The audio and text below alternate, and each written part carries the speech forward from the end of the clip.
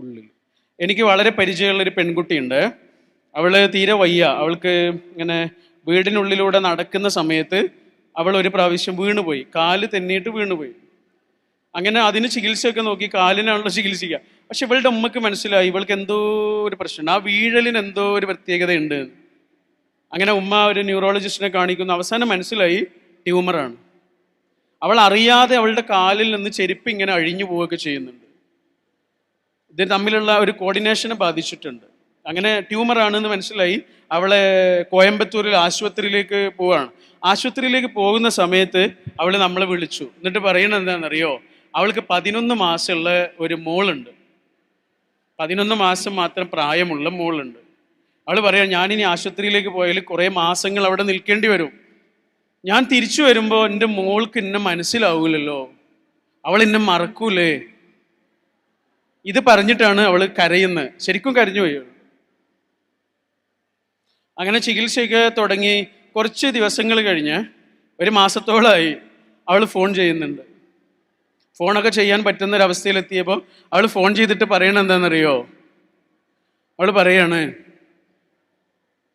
ഇന്നലെ എൻ്റെ മോള് വന്നിരുന്നു, എൻ്റെ മോളെയും കൊണ്ട് ഉമ്മയൊക്കെ വന്നിരുന്നു. എൻ്റെ മോൾക്ക് എന്നെ മനസ്സിലാവണില്ല. പടച്ചോന് സ്തുതി. അവൾക്ക് എങ്ങാനും എന്നെ മനസ്സിലായാല് അവൾക്ക് സങ്കടാവൂലേ? അവൾക്ക് എന്നെ അറിയുന്ന പോലും ഇല്ല. ഇങ്ങനെ ഒരാളെ അവൾക്ക് പരിചയമില്ല. പടച്ചോനോട് എനിക്ക് വല്ലാത്ത നന്ദി തോന്നി, എനിക്ക് വല്ലാത്ത സമാധാനം തോന്നി. എന്താ സമാധാനം? അത് നിങ്ങൾ ഞാനോ പുറത്ത് തിരയുന്നുണ്ടോ? പുറത്തുനിന്ന് തിരയുന്നുണ്ടോ? അത് കിട്ടാൻ പോണില്ല. കിട്ടുമായിരിക്കും, താൽക്കാലികമായിട്ട് കിട്ടും. പക്ഷെ ഈ സമാധാനമാണോ നമ്മുടെ ഉള്ളിൽ നമ്മൾ ഉണ്ടാക്കിയെടുക്കണേ? ആ മനുഷ്യൻ അനുഭവിക്കണ ഒരു സ്വസ്ഥതയുണ്ട്. എനിക്ക് സമാധാനമില്ല എങ്കിൽ എനിക്കിങ്ങനെ സ്വസ്ഥമായിട്ട് സംസാരിക്കാൻ കഴിയോ? നിങ്ങൾക്ക് സമാധാനമില്ല എങ്കിൽ നിങ്ങൾക്ക് ഇങ്ങനെ സ്വസ്ഥമായിട്ട് ഇരിക്കാൻ കഴിയോ?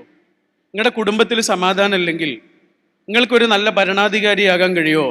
ഒരു നല്ല ബിസിനസ്സുകാരനാകാൻ കഴിയോ? ഒരു മുഖ്യമന്ത്രി അയാളുടെ കുടുംബത്തിൽ സമാധാനം ഇല്ലെങ്കിൽ അയാൾക്ക് നന്നായി ഭരിക്കാൻ കഴിയോ? ഒരു പോലീസ് ഓഫീസർക്ക് നന്നായി പെരുമാറാൻ കഴിയോ? ഒരു എഞ്ചിനീയർക്ക് അയാളെ ജോലി ചെയ്യാൻ കഴിയോ? സമാധാനം എന്ന് പറയുന്നത് എന്താ? നമ്മുടെ മുഴുവൻ കാര്യങ്ങളെയും ബാധിക്കുന്ന വിഷയമാണ്. അതുകൊണ്ട് നമ്മൾ ഈ ചെടി നനയ്ക്കുന്ന സമയത്ത് എവിടെയാ വെള്ളം നനയ്ക്കുക? ഇലയിലാണോ വെള്ളം നനയ്ക്കുക? അല്ലല്ലോ. പിന്നെയോ വേരില് വെള്ളം നനച്ചാലുള്ള ഗുണം എന്താണ്? ആ വെള്ളം എല്ലായിടത്തേക്കും എത്തും അല്ലേ? ആ വേരാണ് നമ്മുടെ ഫാമിലി, കുടുംബം. ആ വേരിനാണ് ഏറ്റവും കൂടുതൽ വെള്ളം കൊടുക്കേണ്ടത്. ആ വേരിന് വെള്ളം കൊടുത്താലേ എനിക്കൊരു നല്ല സുഹൃത്താകാൻ കഴിയുള്ളൂ, എനിക്കൊരു നല്ല സാമൂഹിക ജീവിയാവാൻ പറ്റുള്ളൂ, എനിക്കൊരു നല്ല രാഷ്ട്രീയക്കാരനോ സാമൂഹ്യ പ്രവർത്തകനോ ബിസിനസ്സുകാരനോ എന്താവാനും പറ്റുള്ളൂ. സമാധാനം എന്ന് പറയുന്നത് എന്താ? നമ്മുടെ മുഴുവൻ കാര്യങ്ങളെയും ബാധിച്ചുകൊണ്ടിരിക്കുന്ന വിഷയമാണ്. ഞാൻ സ്റ്റോറി പറഞ്ഞിട്ട് അവസാനിപ്പിക്കാം കേട്ടോ. ഒരു രാജ്യത്ത് വലിയൊരു ചിത്രരചനാ മത്സരം നടക്കുകയാണ്. ചിത്രരചനാ മത്സരത്തിൻ്റെ പ്രത്യേകത, അതിന് വലിയ സമ്മാനമാണ്, പൈസയാണ് സമ്മാനം. ഓക്കെ, അപ്പോൾ കുറേ ആളുകൾ അതിൽ പങ്കെടുത്തു, ആയിരക്കണക്കിന് ആളുകൾ പങ്കെടുത്തു. ആ ചിത്രരചനയുടെ വിഷയം എന്താണെന്നറിയോ? ഏത് വിഷയത്തിലാണ് ചിത്രം വരയ്ക്കേണ്ടത്? സമാധാനം. സമാധാനം എന്ന് പറയുമ്പോൾ തന്നെ നമ്മുടെ മനസ്സിൽ വരുന്ന കുറേ ചിത്രങ്ങളില്ലേ?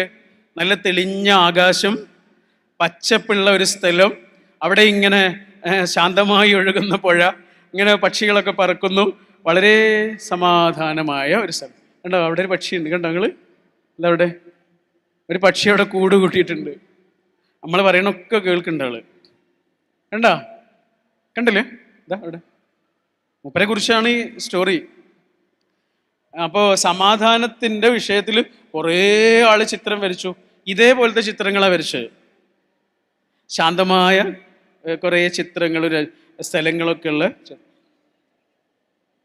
അങ്ങനെ കുറേ ചിത്രങ്ങൾ വന്ന്, കുറേ എൻട്രി വന്ന്, അതൊക്കെ വലിയ ചിത്രകാരന്മാരിങ്ങനെ പരിശോധിച്ച് അവസാനം റിസൾട്ട് പ്രഖ്യാപിച്ചു. റിസൾട്ട് പ്രഖ്യാപിച്ചത് ആ റിസൾട്ടിന്റെ പൈസ എന്ന് പറഞ്ഞാൽ വലിയ പൈസയാണ്. അതുകൊണ്ട് എല്ലാവരും ആ ചിത്രം കാണാൻ വേണ്ടി വന്ന്, ഒന്നാം സമ്മാനം കിട്ടിയ ചിത്രമില്ലേ, ആ ചിത്രം കാണാൻ വേണ്ടി വന്നപ്പോൾ എല്ലാവരും അത്ഭുതപ്പെട്ടു പോയി. കാരണം എന്താണെന്നറിയോ? ഒരു സമാധാനം ഇല്ലാത്തൊരു ചിത്രം. അതിൽ തെളിഞ്ഞ ആകാശമില്ല, പച്ചപ്പുള്ള സ്ഥലമില്ല, ഒഴുകുന്ന നദിയില്ല, പച്ചപ്പുള്ള മരങ്ങളില്ല, ഒന്നുമില്ല. പകരം പിന്നെ എന്താണെന്നറിയോ?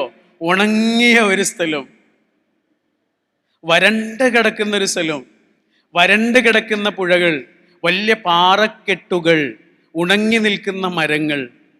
അതിനാണ് ഒന്നാം സമ്മാനം. അപ്പൊ ആളുകളൊക്കെ തർക്കിച്ചു, ഇതെന്താ, ഇതിനാണോ സമ്മാനം കൊടുക്കേണ്ടത്? ഇതിൽ എന്തെങ്കിലും സമാധാനം ഉണ്ടോ? ഈ ചിത്രത്തിൽ പീസ് ഇല്ലല്ലോ. പീസല്ലേ തീം? ചിത്രരചനയുടെ വിഷയം തന്നെ പീസാണ്, സമാധാനം. അതില്ലല്ലോ എന്നെല്ലാവരും പരാതിപ്പെട്ടപ്പോൾ വല്ലാതെ പരാതിപ്പെടുന്ന ഒരാളെ ഇങ്ങനെ വിളിച്ചു. ആര്? ഈ റിസൾട്ട് പ്രഖ്യാപിച്ച ആളില്ലേ, വലിയ ചിത്രകാരനാണ്. അയാൾ ഇങ്ങനെ വിളിച്ചു. അപ്പൊ അയാൾ ഇങ്ങനെ സ്റ്റേജിലേക്ക് കയറി വന്നു. എന്നിട്ട് ആ ചിത്രം ഇങ്ങനെ അടുത്ത് നിന്ന് കാണാൻ പറഞ്ഞു. അടുത്തുനിന്ന് കണ്ടപ്പോഴാണ് അയാൾക്ക് മനസ്സിലായത്, വരണ്ട് കിടക്കുന്ന സ്ഥലമാണ്, ഉണങ്ങി നിൽക്കുന്ന മരമാണ്, വറ്റിക്കിടക്കുന്ന പുഴയാണ്, വലിയ പാറക്കെട്ടുകളുമാണ്. പക്ഷേ ആ പാറക്കെട്ടിൻ്റെ താഴെ ഒരു ചെറിയ തണലുണ്ട്. ഒരു ചെറിയ തണലുണ്ട്. ആ തണലിൽ ഒരു പക്ഷി കൂട് കൂട്ടിയിട്ടുണ്ട്. ആ പക്ഷി ആ ചെറിയ കൂട്ടിൽ സമാധാനമായിട്ട് കിടന്നുറങ്ങുന്നു. ഇതാണ് സമാധാനം. പുറത്തുള്ള കാര്യങ്ങളൊക്കെ ഓക്കെ ആകുമ്പോൾ ഒരാളുടെ ഉള്ളിൽ ഉണ്ടാവുന്നതിൻ്റെ പേരല്ല അത്. പറയണ മനസ്സിലാവുന്നില്ലേ? നിങ്ങൾക്ക് മനസ്സിലാവുന്നില്ലേ? പുറത്തുള്ള കാര്യങ്ങളൊക്കെ ഓക്കെയാണ്, അപ്പോൾ ഒരാളുടെ ഉള്ളിൽ ഉണ്ടാകുന്നതിൻ്റെ പേരല്ല അത്. അപ്പം എന്തായാലും ഉണ്ടാവില്ലേ? പുറത്തുള്ള കാര്യങ്ങളൊന്നും അത്ര ഓക്കെ അല്ലെങ്കിലും ഒരാളുടെ ഉള്ളിലുണ്ടാകണ നിലനിൽക്കുന്ന പ്രത്യാശയുടെയും നിലനിൽക്കുന്ന ശാന്തിയുടെയും പേരാണ് സമാധാനം. അത് വെറുതെ കിട്ടൂല. ചിലപ്പോൾ മനുഷ്യന്മാരത് നഷ്ടപ്പെടുത്തിക്കൊണ്ടേയിരിക്കും. മനുഷ്യന്മാര് അത് നഷ്ടപ്പെടുത്തിക്കൊണ്ടേയിരിക്കും. അപ്പം നമുക്ക് ആശ്രയിക്കാൻ ഒരാൾ വേണം, അല്ലേ? മനുഷ്യന്മാർ പറ്റിക്കും, മനുഷ്യന്മാർ ചതിക്കും, മനുഷ്യന്മാർ പാതി വഴിയിൽ ഉപേക്ഷിക്കും, മനുഷ്യന്മാർ വേദനകൾ തരും, ഒക്കെ തരും. അപ്പോഴും നമുക്ക് പിടിച്ചു നിൽക്കാൻ എന്തെങ്കിലും വേണ്ടേ? നമ്മൾ വായിച്ച പുസ്തകങ്ങളൊന്നും ചിലപ്പോൾ നമുക്ക് അതിൽ ആശ്രയം ഉണ്ടാവില്ല. നമ്മുടെ ഉള്ളിലുള്ള അറിവുകളൊന്നും നമുക്ക് ആശ്വാസം തരൂല. അപ്പം നമുക്ക് പിടിച്ചു നിൽക്കണ്ടേ? വേണ്ടേ? എങ്ങനെ പിടിച്ചു നിൽക്കും? വല്ലാതെ പേടിക്കുമ്പോൾ എങ്ങനെ പിടിച്ചു നിൽക്കും? വല്ലാതെ സങ്കടമാകുമ്പോൾ എങ്ങനെ പിടിച്ചു നിൽക്കും? അതിനൊരാൾ വേണം. ഒരു കുട്ടിയൊരു നൂലിൽ ഇങ്ങനെ പിടിച്ചു നിൽക്കുന്നുണ്ട്. അപ്പൊ ആ കുട്ടിയോട് ചോദിക്കുക, നൂലിൽ പിടിച്ചിട്ട് എന്തിനാ ഇങ്ങനെ മുകളിലേക്ക് നോക്കി നിൽക്കുന്നത്? ആ കുട്ടി പറഞ്ഞത് നൂലല്ല, ഇത് പട്ടമാണ്. പട്ടം കാണുന്നില്ലല്ലോ. കാണുമെന്ന് വേണ്ട, എനിക്കറിയാം ഈ നൂലിന്റെ അറ്റത്ത് പട്ടമുണ്ട്.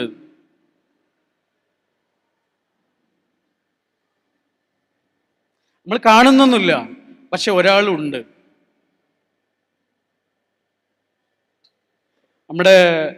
അവളെ റമി എന്ന് അവളെ വിളിക്കുക. അവൾ PG ചെയ്തുകൊണ്ടിരിക്കുന്ന സമയത്ത് അവളുടെ ഇന്റേൺഷിപ്പിന് വേണ്ടി ഞങ്ങൾ വയനാട്ടിലായിരുന്നു 2 മാസം. അപ്പം അവൾ മാത്രമായിരുന്നു. മോന് നാട്ടിലായിരുന്നു, മലപ്പുറത്തായിരുന്നു. അവന് സ്കൂളൊക്കെ ഉണ്ടായത്. ഒരു ദിവസം അവൻ പറഞ്ഞു, എനിക്ക് വയനാട്ടിലേക്ക് ഒറ്റയ്ക്ക് വരണം, ബസ് കയറിയിട്ട് ഒറ്റയ്ക്ക് വരണം. 10 വയസ്സേ ഉള്ളൂ. അപ്പം അവൻ്റെ സാഹസികത, ആദ്യമൊക്കെ ഞങ്ങൾ സമ്മതിച്ചില്ല, അവസാനം ഞങ്ങൾ സമ്മതിച്ചു, എന്നാൽ ഒറ്റയ്ക്ക് വന്നോളൂ. അങ്ങനെ അവളുടെ റമിയുടെ ഉപ്പ ഉണ്ട്, അബി എന്നാണ് വിളിക്കുക. അപ്പം അബി അവനെയും കൊണ്ട് KSRTC ഡിപ്പോയിലേക്ക് പോയി വയനാട് ബസ്സൊക്കെ കണ്ടുപിടിച്ച് ഡ്രൈവറോടും കണ്ടക്ടറോടും ഒക്കെ സംസാരിച്ച് ഇവൻ ഏറ്റവും ഇഷ്ടമുള്ള സീറ്റിലൊക്കെ ഇരുത്തി ഇവനെ വിട്ട്. നമ്മളവിടെ കൽപ്പറ്റയിൽ ഇവനെ കാത്തിരിക്കുകയാണ്. അങ്ങനെ ബസ് അവിടെ എത്തുന്നത് വരെ ഫോൺ ചെയ്യുന്നുണ്ട്. അങ്ങനെ കൽപ്പറ്റ വന്ന് അവൻ ബസ് ഇറങ്ങിയൊരു നിമിഷം വല്ലാത്തൊരു നിമിഷമായിരുന്നു. അവനുണ്ടായൊരു ധൈര്യവും ഒരു ആത്മവിശ്വാസമൊക്കെ ഉണ്ട്, ഇപ്പോഴും ഉണ്ട്. പക്ഷെ അവനൊരു കാര്യം ഇപ്പോഴും മനസ്സിലായിട്ടില്ല. അവൻ അറിയാത്തൊരു രഹസ്യമുണ്ട്. അതെന്താണെന്നറിയോ? ആ ബസ് കൽപ്പറ്റയിൽ സുരക്ഷിതമായി എത്തുന്നത് വരെ ആ ബസ്സിൻ്റെ പിറകെ ഒരു ബൈക്കുണ്ടായിരുന്നു. മലപ്പുറം മുതൽ കൽപ്പറ്റ വരെ 62 വയസ്സുള്ളൊരു മനുഷ്യൻ അയാളുടെ ബൈക്കിൽ ആ ബസ്സിൻ്റെ പിന്നാലെ ഉണ്ടായിരുന്നു.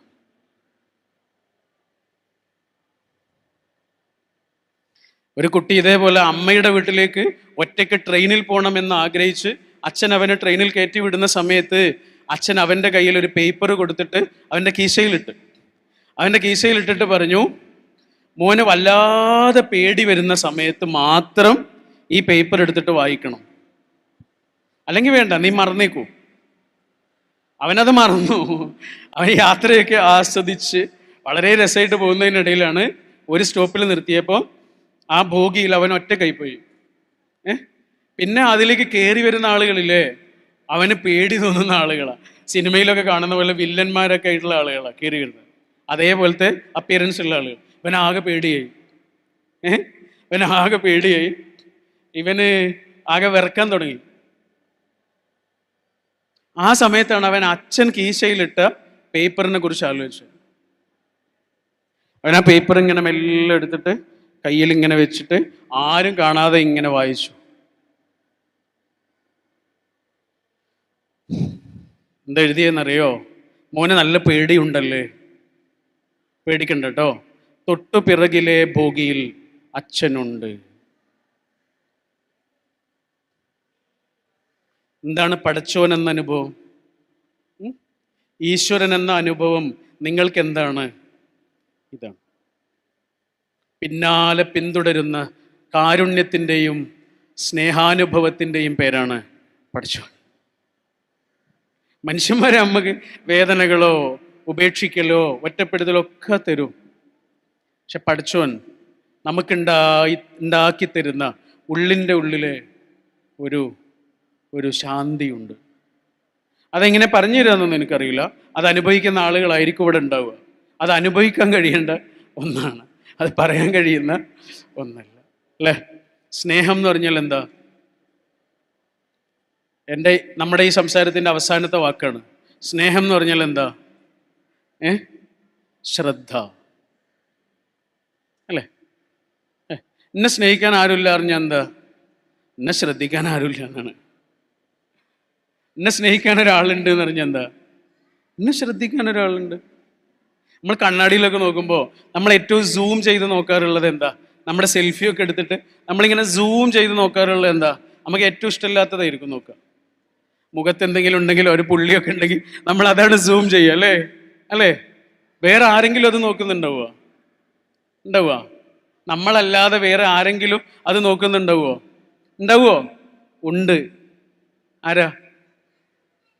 നമ്മളെ അത്രയും സ്നേഹിക്കുന്ന ഒരാൾ. അയാൾ നോക്കും. അയാൾ നോക്കുന്നത് എങ്ങനെയാ? ഏറ്റവും സ്നേഹത്തോട്. സ്നേഹം എന്ന് പറഞ്ഞാൽ എന്താ?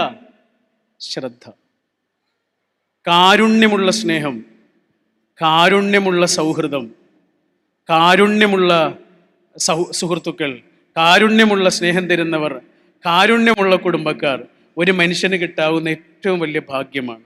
എൻ്റെ ഒരു ഗുരുനാഥനുണ്ട്, ഒരു ഫാദറാണ്, പള്ളിയിലെ ഫാദറാണ്. അദ്ദേഹം പറഞ്ഞൊരു സംഭവമുണ്ട്. അദ്ദേഹം മാനന്തവാടിയിലേക്ക് ബസ്സിൽ പോവാണ്, KSRTC-യിൽ. രാത്രിയാണ്. അപ്പം ചുരം കയറുന്ന സമയത്ത് ബസ്സിലൊരാൾ ഛർദ്ദിച്ചു. അയാൾ ഛർദ്ദിച്ചതോടുകൂടി എല്ലാ ആളുകളും ഓപ്പോസിറ്റ് സൈഡിലേക്ക് പോയി, അയാൾ മാത്രം ആ സൈഡിൽ. അപ്പം അച്ഛൻ കുറേ പിറകിലായിരിക്കണം. അച്ഛൻ ആ സീൻ ഇങ്ങനെ കാണുകയാണ്. അച്ഛൻ പറയും, ആരും അയാളെ നോക്കുന്നില്ല. എല്ലാവരും അയാളെ അറപ്പോടുകൂടി നോക്കുന്ന സമയത്ത് ഒരാൾ ഓടി വന്ന് അയാൾക്ക് വെള്ളം കൊടുക്കുന്നു, അയാളുടെ പുറത്തിങ്ങനെ ഒഴിഞ്ഞു കൊടുക്കുന്നു, അവിടെ പേപ്പർ ഇട്ട് കൊടുക്കുന്നു, അയാളെ ആശ്വസിപ്പിക്കുന്നു, അയാളെ കംഫർട്ടാക്കുന്നു. കൊണ്ടുവന്ന് കൊടുക്കുന്ന വെള്ളമില്ലേ, ഇയാൾ സ്വന്തം വീട്ടിൽ നിന്ന് കൊണ്ടുവന്ന വെള്ളമാണ്. ആ വെള്ളം കൊണ്ടുവന്നിട്ടാണ് ഇയാൾക്ക് കൊടുക്കുന്നത്. ഇതാരാന്നറിയോ ഈ ചെയ്യണത്? ആ ബസ്സിലെ കണ്ടക്ടർ, ചെറുപ്പക്കാരനായ ഒരാളാണ്. അച്ഛൻ ഇതിങ്ങനെ കാണുകയാണ്. അപ്പം അച്ഛന് തോന്നി അയാളുടെ കാലിൽ തൊട്ടൊന്ന് നമസ്കരിക്കണം. അച്ഛന് അങ്ങനെ തോന്നി, അയാളെ കാലിൽ തൊട്ടൊന്ന് നമസ്കരിക്കണം എന്ന്. പക്ഷെ അച്ഛനൊരു നാണം, എല്ലാവരും കാണൂല എന്നൊക്കെ വിചാരിച്ചു. അച്ഛൻ അയാളോട് എന്തോ ഒന്ന് പറയണം. ഓക്കെ, അച്ഛന് അയാളോട് എന്തോ ഒന്ന് പറയണം. അങ്ങനെ ബസ് മാനന്തവാടിയിലെത്തി. അച്ഛൻ അയാളിങ്ങനെ നോക്കുമ്പോൾ മനസ്സിലായി അയാള് കറുത്തൊരു തുണി ഉടുത്തിട്ടുള്ള ആളാണ്. ശബരിമലയിലേക്ക് പോകാൻ പിന്നെ മാല ഇട്ടിട്ടുള്ള ഒരാളാണ്. ബസ് മാനന്തവാടിയിലെത്തി. എല്ലാവരും ബസ്സിൽ നിന്ന് ഇറങ്ങി. അച്ഛനും ആ കണ്ടക്ടറും മാത്രമായി. അച്ഛൻ അയാളുടെ അടുത്തേക്ക് ഇങ്ങനെ ചെന്നിട്ട് അച്ഛൻ ഒരു വാക്ക് പറഞ്ഞു. അയാളെ തോളിൽ ഇങ്ങനെ തൊട്ടിട്ട് പറഞ്ഞു, ശബരിമലയിലേക്ക് ഒരാൾ പോകുന്നത് എന്തിനാ? അയ്യപ്പനെ കാണാനല്ലേ അല്ലേ? അച്ഛൻ പറഞ്ഞു, നീ എന്തിനാടാ അയ്യപ്പനെ കാണാൻ പോകുന്നത്? നീ തന്നെയാണ് അയ്യപ്പൻ.